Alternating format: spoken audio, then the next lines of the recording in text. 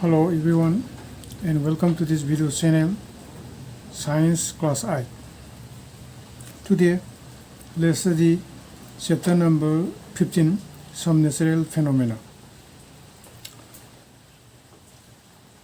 So many natural phenomena are happening. Some can be mentioned as like earthquake, volcanic eruption, cyclone, tsunami, and many others. So from this chapter number 15, some natural phenomena, we will learn some of the natural phenomena. Let's try to learn what are there from this chapter number 15. First, let's read all this thing and try to understand. In class 7, you read about winds, storms and cyclones. You learn that cyclones can cause a lot of damage to human life and property. You can also learn that we can protect ourselves from these destructive phenomena to some extent. In this chapter, we shall discuss two other destructive natural phenomena. These are lightning and earthquake. So lightning and earthquake, these are also two destructive natural phenomena, and from this chapter number 15 we will learn more about these two destructive natural phenomena. We shall also discuss what steps we can take to minimize destruction caused by this phenomena. So let's see.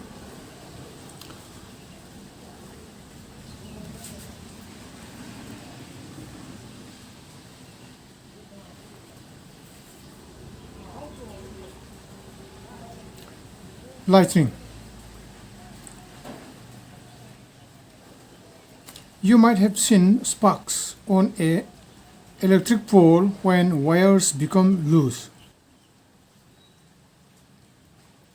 So sometimes you might have seen sparks on electric pole when wires become loose. This phenomenon is quite common when wind is blowing and shaking the wires.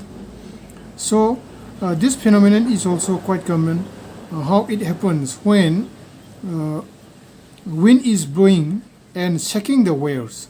So at the time, the sparks may produce. And you might also have seen sparks when a plug is loose in its socket.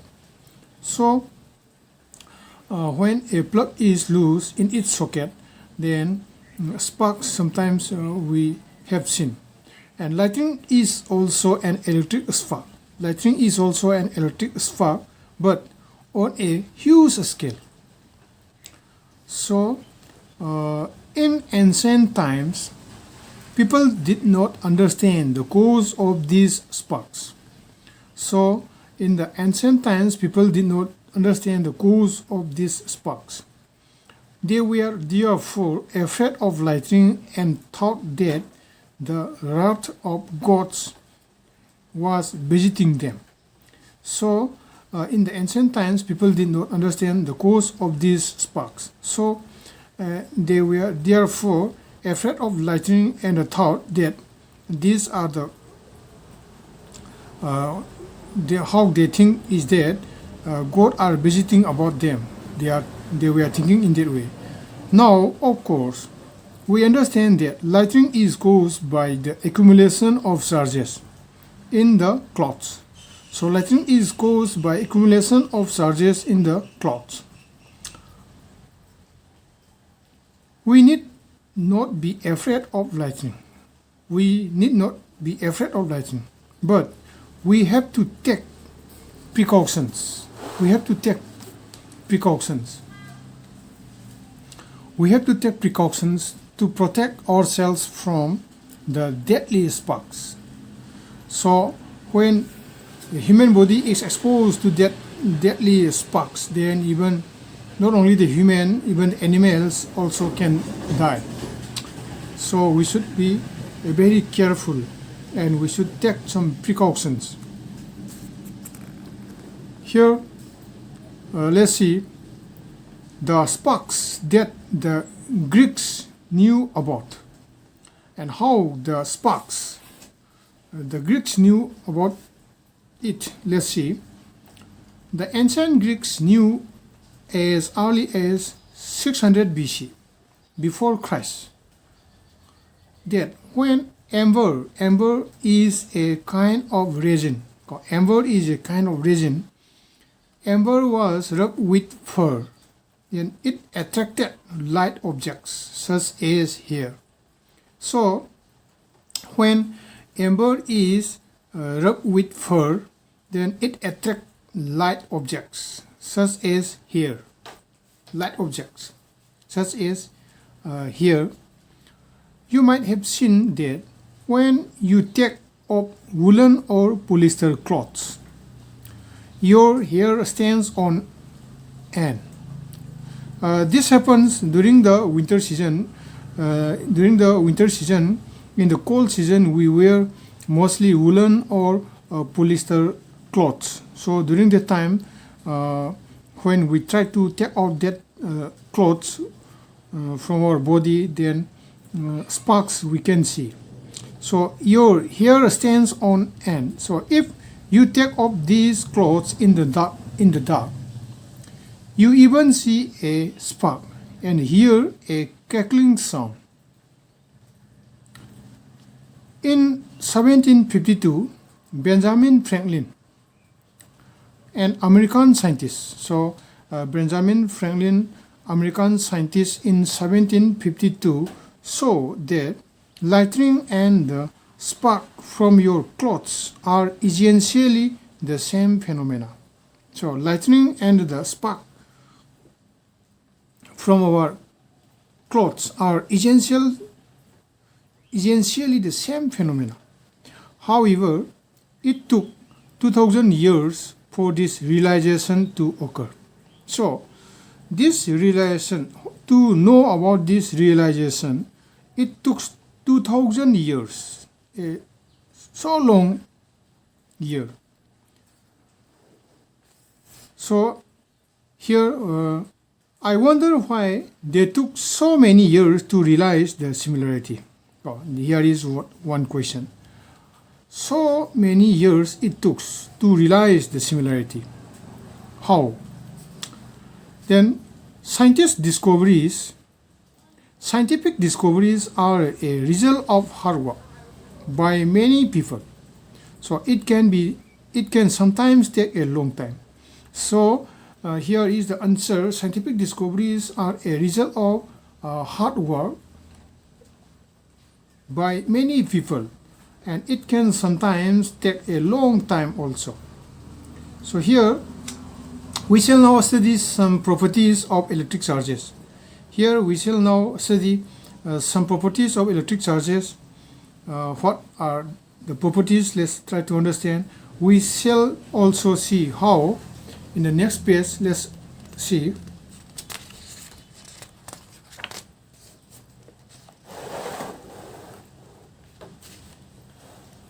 In the next page,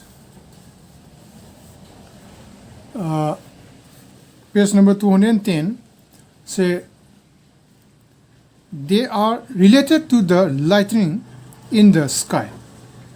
So, let us perform some activities to understand the nature of electric charges. So, let's try to understand some activities to understand the nature of electric charges. But recall first what you might have played as a game. When you rub a plastic scale on your dry hair, the scale can attract various small pieces of paper. Here, when you rub a plastic scale on your dry hair, then the scale can attract various small pieces of paper. So, in previous class, in class 7, you might learn about this experiment, about this activity. When we rub plastic scale in our dry hair, then the plastic scale will attract small pieces of paper.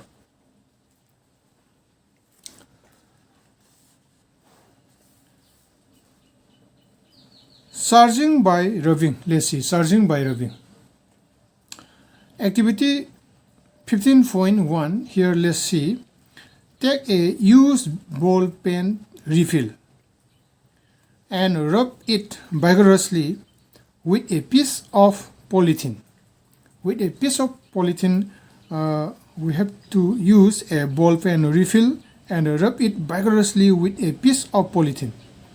Bring it close to small pieces of paper, and we have to bring that ball pen refill very close to a small pieces of paper, and take care not to touch the rub end of the refill with your hand or with a metallic object. Repeat the activity with small pieces of dry leaves, husks and mustard seeds. Record your observations. So, when we vigorously rub a ball pen refill with a polythene, then when the refill is very close to the small pieces of paper, then small pieces of paper will be attracted by the ball pen refill. So here next let's see. So here let's see, when a plastic refill is rubbed with polythene, it acquires a small electric charge. Similarly, when a plastic comb is rubbed with dry hair, it acquires a small charge. These objects are called charged objects. In the process of charging the refill and the plastic comb, polythene and hair also get charged. So here what it says, when a plastic refill is rubbed with a polythene, it acquires a small electric charge. Similarly, when a plastic comb is rubbed with dry hair, it acquires a small charge. These objects are called charged objects. In the process of charging the refill and the plastic comb, polythene and hair also get charged. So let's try to charge some other objects that are familiar to you. Here, activity 15.2, let's see, activity 15.2. Collect the objects and the materials listed in table 15.1. Try to charge each by rubbing with the materials mentioned in the table. Record your findings. You can add more items to the table. So here table 5.1 is given. Objects rough and materials used for rubbing attracts or does not attract pieces of paper, and here is the charge or not charge. So let's see. Refill. Say objects rubbed with refill. Material used for rubbing is polythene or woolen cloth, and it will attract pieces of paper. Charge carried in the refill, and here balloon. Materials used for rubbing polythene, woolen cloths, dry hair. Then balloon also will attract pieces of paper, and charge not charge. So charge carried in the balloon. Eraser. When material used for rubbing is wool, then charge carried in the eraser, and it will attract small pieces, and charge carried in the eraser. Steel spoon. Say polythene or woolen cloth. Say steel spoon. Then here attract pieces of paper or does not attract piece of paper, say charge or not charge. So this activity, it can be easily learned by doing activity. So next page, let's see. The next page, let's see types of charge and their interactions. Types of charge and their interaction. Here, types of charges and their interaction. Let's see. We will select some objects from table 15.1 for the next activity. From the table 15.1, we will select some objects. So here, let's see. Activity 15.3 A. Inflate two balloons. Hang them in such a way that they do not touch each other. Figure 15.1. Rub both the balloons with a woolen cloth and release them. What do you observe? Here, picture is shown in figure 15.1. Like charges repel each other. So here, two balloons are there. Hang them in such a way that they do not touch each other. They are not touching each other. And rub both the balloons with a woolen cloth. With a woolen cloth, we have to rub these balloons and release them. What do you observe? Now, let us repeat this activity with the use pen refills. Rub one refill with polythene.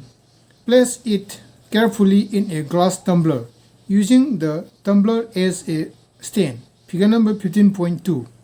Figure number 15.2 here. Figure number 15.2, interaction between like charges. So in the above cases, when the balloons are rubbed by a woolen cloth, then they repel each other. And in the below, interaction between like charges repel each other and unlike charges attract. Next, let's try to understand this thing. Rub the other refill also with polythene. Bring it close to the charge refill. Be careful not to touch the charge end with your hand. Is there any effect on the refill in the tumbler? Do the two attract each other or repel each other? So, in this activity, we have brought close together the charged objects that we are made of the same material.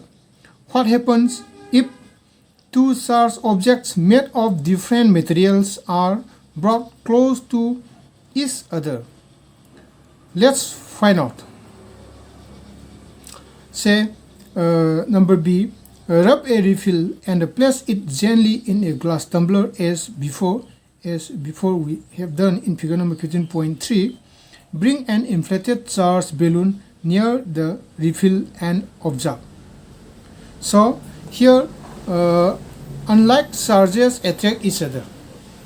So from this activity, what we learn is that unlike charges attract each other and like charges repel. Let's summarize the observations. A charged balloon repel a charged balloon. A charged balloon repel a charged balloon. A charged repel a charged refill. But a charged balloon attracted a charged refill. Thus, it indicates that the charge on the balloon is of a different kind from the charge on the refill. And can we say that then that there are two kinds of, the next page, let's see.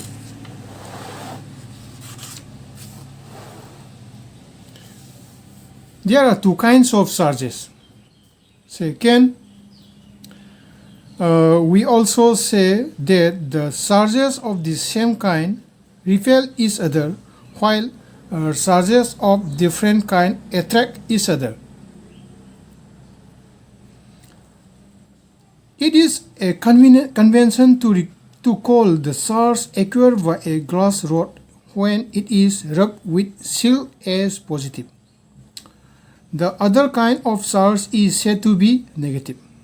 So here what it says, it is a convention to call the SARS acquired by a glass rod when it is rubbed with silk as positive.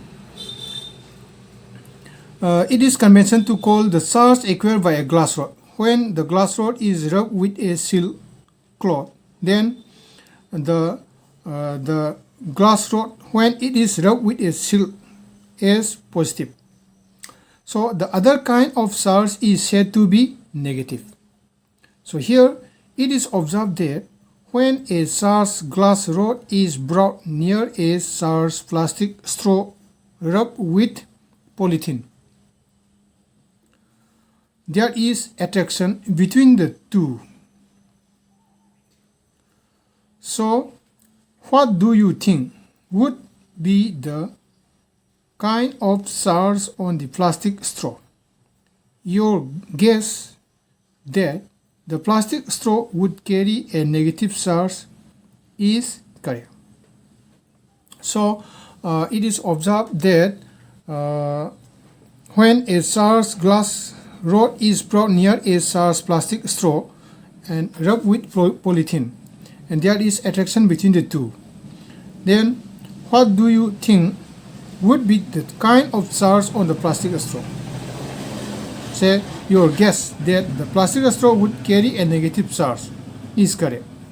Then the electric charges generated by rubbing are static. They do not move by themselves. When charges move, they constitute an electric current. You have been reading about electric current since class 6. The current in a circuit which makes a bulb glow or the current that makes a wire hot is nothing but a motion of charges. So what we are discussing about the positive and negative charges. Here let's see transfer of charge. Transfer of charge. How charge is transferred. Let's see. Activity 15.4. Take an empty jam bottle. Take a piece of cardboard slightly bigger in size than the mouth of the bottle. Pierce a hole in it so that a metal paper clip can be inserted. So first of all, we have to take an empty jam bottle and we have to take a piece of cardboard slightly bigger in size than the mouth of the bottle, and we have to pierce a hole in it so that a metal paper clip can be inserted. So open out the paper clip as shown in figure number 15.4. We have to in this here it is shown here. Cut two strips of aluminum foil about 4 cm into 1 cm each. Hang them on the paper clip as shown. Insert the paper clip in the cardboard lid so that it is perpendicular to it. Figure number 15.4 serves a refill and touch it. So here, let's see this activity. With the end of the paper clip, observe what happens. Is there any effect on the foil strips? Do they repel each other or attract each other? Now touch other SARS bodies with the end of the paper clip. Do foil strips behave in the same way in all cases? And can this apparatus be used to detect whether a body is SARS or not? And can you explain why the foil strips repel each other? So in this activity, we have to take a jam bottle and a piece of cardboard slightly bigger in size than the mouth of the bottle, and we have to make a hole in it so that a metal paper clip can be inserted as like this.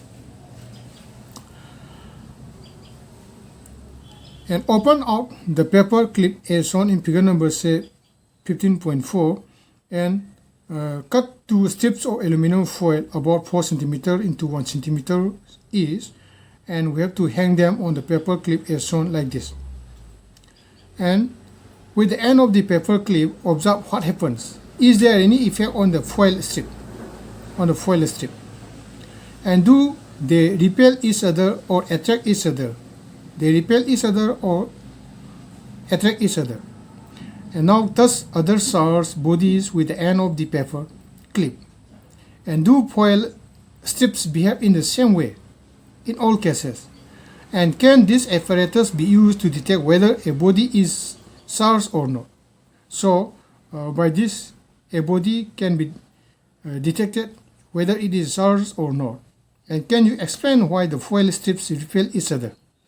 So a simple electroscope is shown here.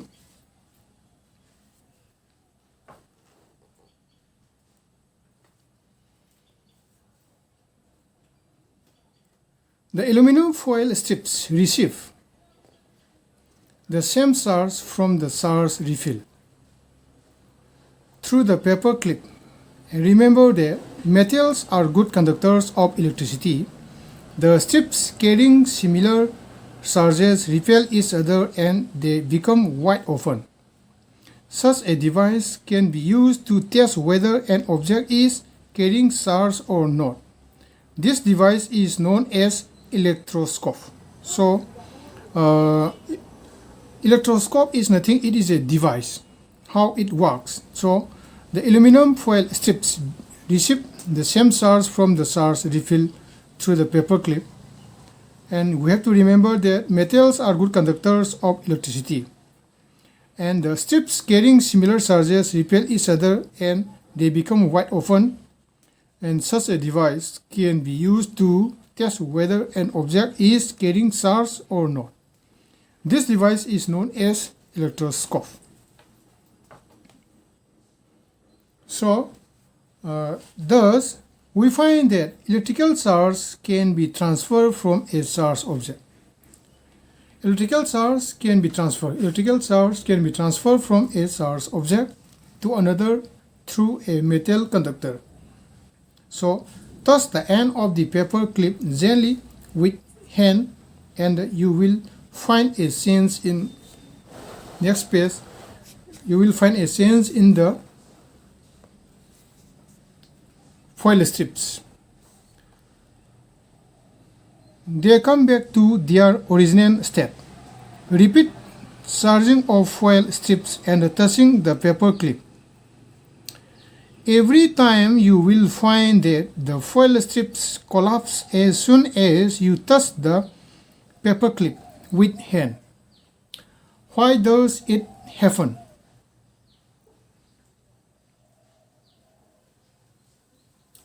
So the reason is that the foil strips lose charge to the earth through your body. So we said that the foil strips are discharged. The process of transferring a charge from a charged object to the earth is called earthing. So earthing is nothing, it is the process of transferring of charge from a charged object to the earth. That transfer of charge is called earthing. So here we know earthing. That is, it is a process of transferring of charge from a charged object to the earth. That is called earthing.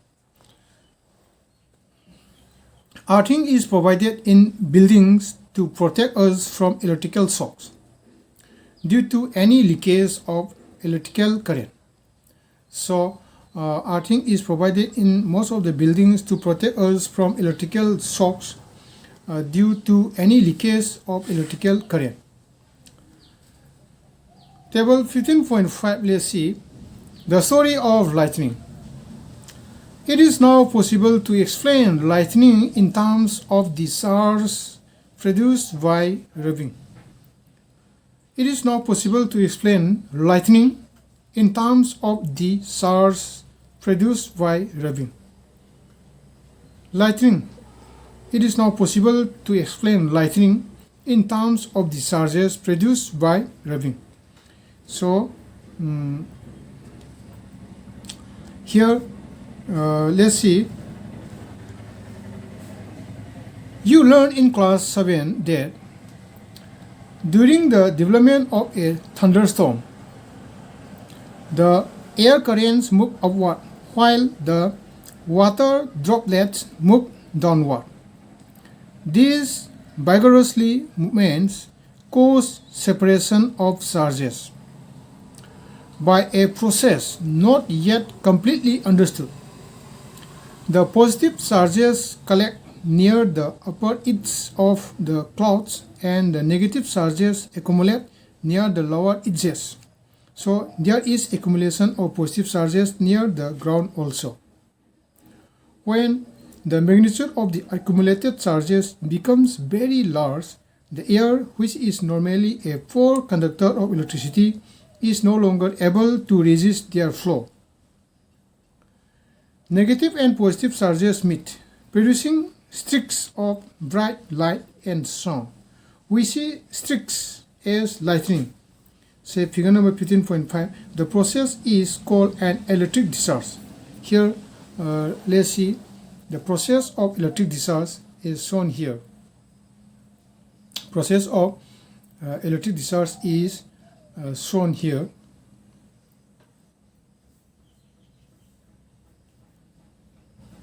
So here lightning in terms of the charge produced by a rubbing, we can explain that in class 7 also we have understood about this thing. So during the development of a thunderstorm, the currents move upward while the water droplets move downward. So these vigorous movements cause separation of charges by a process. That process not yet completely understood. But the positive charges collect near the upper edges of the clouds and the negative charges accumulate near the lower edges. So there is accumulation of positive charges near the ground also. When the magnitude of the accumulated charges become very large, the air, which is normally a poor conductor of electricity, is no longer able to resist their flow. So negative and positive charges meet, producing streaks of bright light and sound. We see streaks as lightning. Figure number 15.5, the process is called an electric discharge. So here, electric discharge process is shown here. Figure number 15.5, accumulation of charges leading to lightning. So in the next page, let's see. In the next page, the process of electric discharge can occur between two or more clouds or between clouds and the earth. So process of electric discharge can occur between two or more clouds or between clouds and the earth. Today, we need not get frightened by lightning like our ancestors did. Now we understand the basic phenomenon. Scientists are trying hardly to improve their understanding. However, lightning strike could destroy life and property. It is therefore necessary to take measures to protect ourselves. So if lightning is there, then we no need to afraid of it. But we have to take some precautions. But people in the ancient times, they are very afraid of the lightning. So we have to protect ourselves. Even lightning can kill life and also can damage property. Here, lightning safety. Let's see lightning safety. During lightning and thunderstorm, no open place is safe. And hearing thunder is an alert to rush to a safer place. So when we hear the thundering sound, then we have to rush to a safer place. After hearing the last thunder, wait for some time before coming out of the safer place. So for today, it comes to the end of this video class. In the next video class, let's continue for today. Bye.